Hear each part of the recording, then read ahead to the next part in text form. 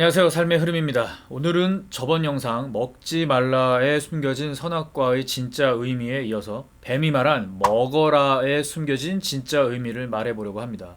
정말 중요한 성경의 핵심적 원리 중에 하나이고요. 오래 교회를 다녀도 어디서 잘 배우기 힘든 내용입니다. 집중해서 잘 들어주시기 바랍니다. 자, 일단 저번 영상을 간단히 요약해서 복습해 보겠습니다. 하나님께서 선악과를 두시고 먹지 말라고 명령하신 것은 바로 하나님의 주권의 선포였습니다. 선악과는 그 주권의 상징이죠. 천지와 인간을 창조하시고 인간에게 모든 자연을 다스리고 정복할 권한을 위임하셨지만 너의 주권자는 나임을 잊지 말아라. 넘어오지 말아야 할 선을 정하신 것이죠. 하나님의 주권은 침범당해서도 안 되고 침범될 수도 없기 때문에 그 권한을 짓밟고 넘어간다는 것은 하나님의 주권을 인정하지 않고 우리가 주권자가 되겠다는 의미이기 때문에 주권자가 둘이 될 수 없는 어쩔 수 없다는 속성상 가짜 주권자는 처리가 되어야 한다는 것이 먹는 날에는 정령 죽으리라 라는 말의 뜻이었습니다. 이 먹지 말라는 그래서 달리 말하면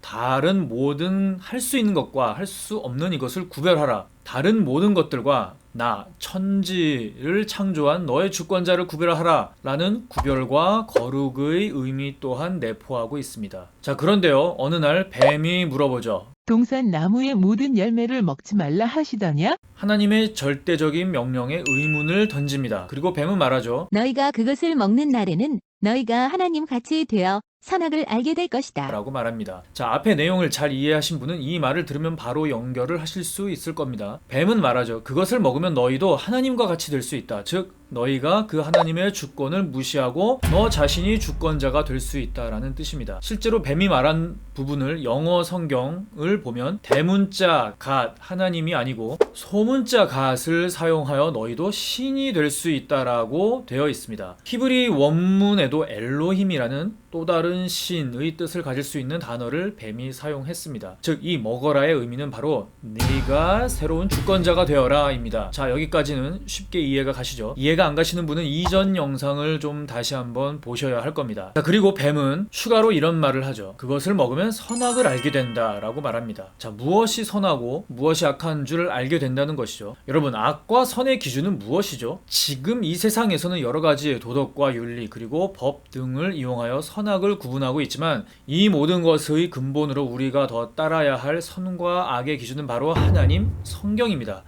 하나님 이외에는 무엇이 선하다 무엇이 악하다고 구별할 권한도 능력도 없는 것입니다. 자, 그런데 뱀은 너희가 그것을 먹으면 하나님과 같이 선과 악을 알 수 있다라고 말합니다. 자, 인간에게는 그 모든 선과 악을 구별할 능력이 원래 없습니다.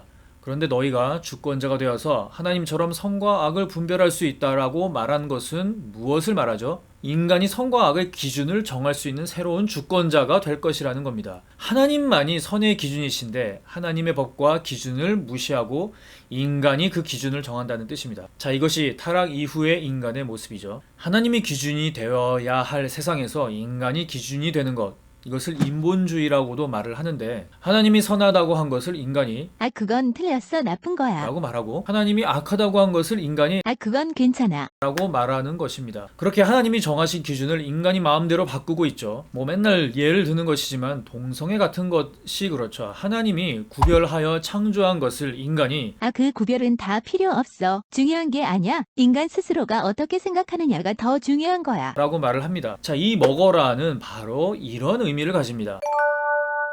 자, 난이도를 조금 높여보겠습니다. 아담의 범죄는 그냥 명령을 어겼다는 간단한 죄가 아니었습니다. 아니, 애들도 부모가 말한 것을 어길 수도 있고 사람이 실수할 수도 있는데 그거 한번 어겼다고 너무 심하게 온 인류가 이 고생을 하나라고 생각할 것이 아닙니다. 아담의 범죄는 앞서 설명한 것처럼 하나님의 주권이 침범을 당한 것이죠. 자, 이것이 죄인데 그 죄의 결과가 중요합니다. 자, 여러분은 지금 제대로 믿고 있나요? 라는 내 신앙을 점검하는 방법이라는 제 이전 영상에서도 한번 말씀드린 것처럼 우리가 하나님을 나의 아버지라고 부른다는 것은 나는 그의 자녀라는 것을 인정한다는 의미고, 하나님을 나의 주라고 말한다면 나는 그의 종, 하나님을 나의 왕으로 부른다면 나는 그의 백성, 하나님을 나의 목자라고 부른다면 나는 그의 양이라는 것을 동시에 인정하는 것이라고 했습니다. 나의 정체성을 스스로 인정하는 것이죠. 이 정체성은 바로 하나님과의 관계들입니다. 그런데요, 하나님을 나의 왕이라고 말하면서 그 왕의 통치권을 무시한다면 나는 그 왕을 내 왕으로 인정하는 것이 아니죠. 맞죠? 나의 주라고 부르면서 그 주권자의 말을 듣지 않는다면 나는 실제로 그분을 주권자로 인정하지 않는 것입니다. 말로는 아무리 나의 왕, 나의 주라고 해봐야 나의 행동으로서 그 관계를 인정하지 않는다는 것을 드러내는 것입니다. 그래서 아담의 행동은 곧 스스로 하나님과의 앞서 말한 그 관계들을 깨버리는 행동이었던 것입니다. 스스로 하나님의 주권을 침범함으로써 하나님과 우리와의 관계는 깨져버린 것이죠. 나무가지가 스스로 나무에서 떨어져 나감으로써 더 이상 나무와 뿌리로부터의 영양분과 수분을 공급받지 못하는 것처럼, 더 이상 그 나무와는 아무런 관계가 없어진 것처럼, 인간은 하나님과의 관계도 그분의 은혜의 공급도 더 이상 받을 수 없는 존재가 되어버린 것이죠. 하나님의 왕국은 당연히 하나님의 백성만 살 수 있습니다. 백성의 조건은 바로 그 왕국의 주권 인정입니다. 미국에 여행으로 온 사람이라 해도 그 나라의 법을 지키지 않으면 추방당하듯이 에덴 동산의 주권을 인정하지 않은 아담과 하와는 그래서 그 땅에서 더 있을 수가 없어서 추방을 당한 것이죠. 이해가 가시죠?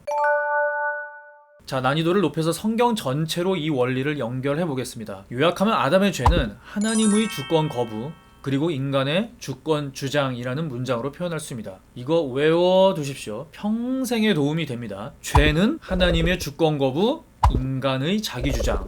요렇게요. 자, 그럼 이것을 다시 회복하려면 어떻게 해야 하죠? 매우 간단합니다. 다시 반대로만 하면 됩니다. 인간의 자기 주장을 포기하고 하나님의 주권을 인정하는 것입니다. 간단하죠? 공식과도 같습니다. 그리고 이것은 달리 말해서 회개의 참된 정의라고도 말을 할 수가 있습니다. 이것을 성경 전체에 적용하면 성경은 한마디로 인간의 타락으로 인해서 하나님의 주권을 거부하고 자기 주장을 해서 하나님의 백성으로서의 자격을 잃어버린 상태를 다시 원래대로 인간의 자기 주장을 포기하고 하나님의 주권을 다시 받아들여서 하나님의 백성으로 회복되는 내용입니다. 참으로 간단하죠. 성경은 다른 거 없습니다. 바로 이것입니다. 하나님께서는 이런 것들을 계획하시고 예수 그리스도의 십자가의 사건을 통해서 그리고 성령의 인도하심을 통해서 이 일들을 이루시는 것입니다. 자, 그럼 결론적으로 우리는 어떻게 살아야 하겠습니까? 아주 간단하죠. 우리의 주장들, 다른 표현들로는 우리의 의라고도 하죠. 이것들을 작은 것부터 하나씩 포기하고 하나님의 주권, 말씀, 그 뜻을 무조건적으로 받아들여 순종하는 삶을 사는 것입니다.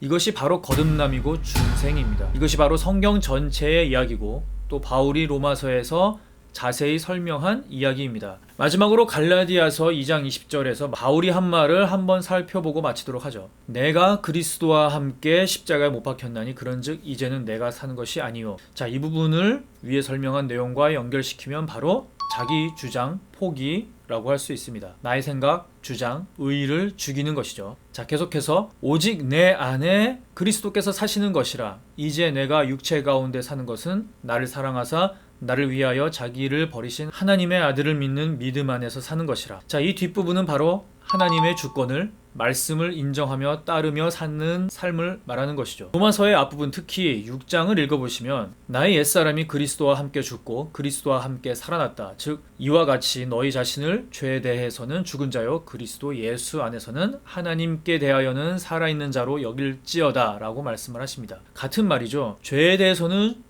죽는 옛사람은 자기 주장을 하는 나입니다. 이것은 죽고 다시 새로 태어난 나는 하나님의 주권을 인정해서 사는 사람으로 살라는 내용이죠. 자, 저번 영상부터 이제까지 쭉 살펴본 먹지 말라와 먹어라로 시작하는 선악과 사건에 감추어진 성경의 비밀 전체를 꿰뚫는 원리 중의 원리에 대해서 좀 정리가 되시나요?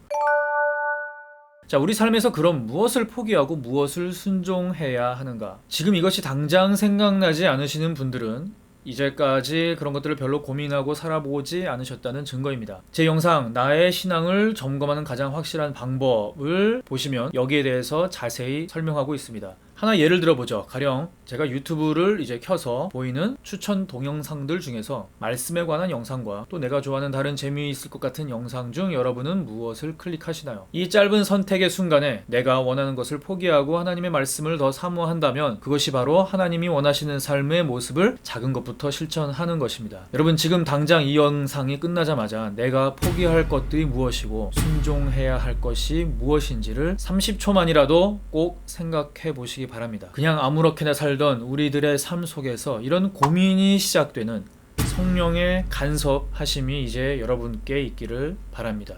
자, 이제 앞으로 이런 원리와 연관되는 다른 원리들에 대해서 계속 이야기를 해드리겠습니다. 자, 성경이 이렇게 단순합니다. 하나님을 믿는 것은 단순해지는 것입니다.